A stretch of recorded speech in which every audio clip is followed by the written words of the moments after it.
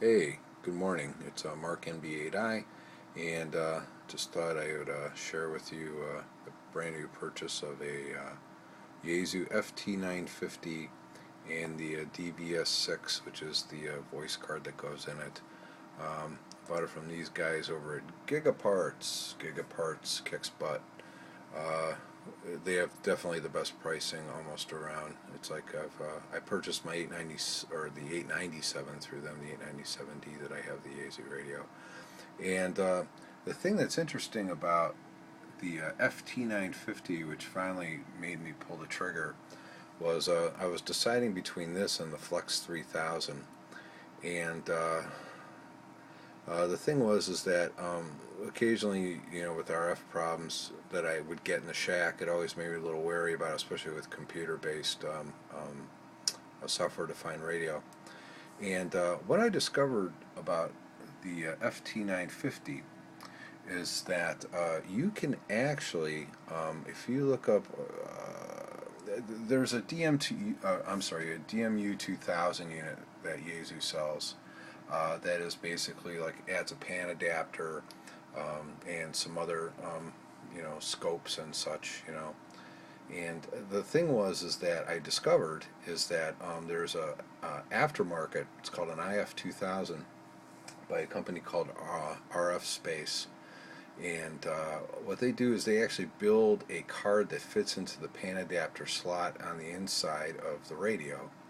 And to make a long story short, what this does is it enables you to use this device here, which is a company called Telepostic. I'm sorry, TELEPOSTINC.com, and they make a device called an LP pan.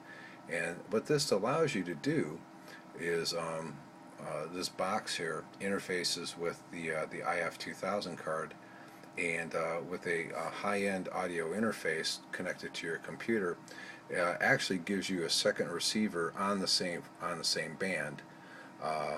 It doesn't allow you to split bands, but it gives you two receivers, where the two independent receivers that can be controlled by the software-defined radio software, which is called SDR IF, among others. I guess there's a bunch. So this is going to be a little bit of an adventure. And but to make a long story short, it will give me, my rig will probably look similar to that, maybe there, not there. I'm looking at that picture there.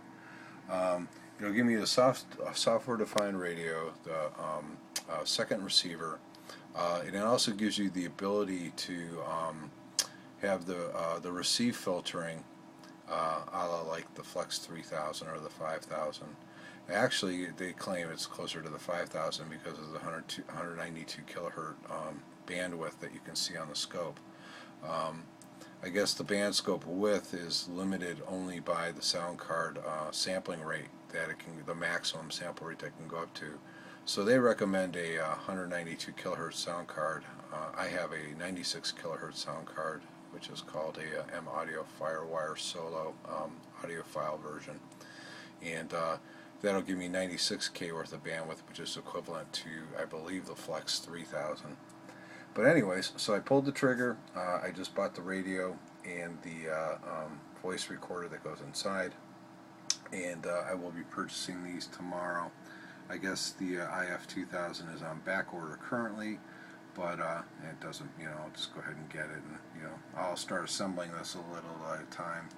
But in my mind, it gives me the best of both worlds. It gives me a hardware receiver that'll be hopefully, more impervious to issues, and a software-defined receiver that will, kick butt and have great filtering and, cool band scope, a pan adapter, and that's about it. So I'm kind of jacked, and the story continues, and I will talk to you soon. Thanks for listening.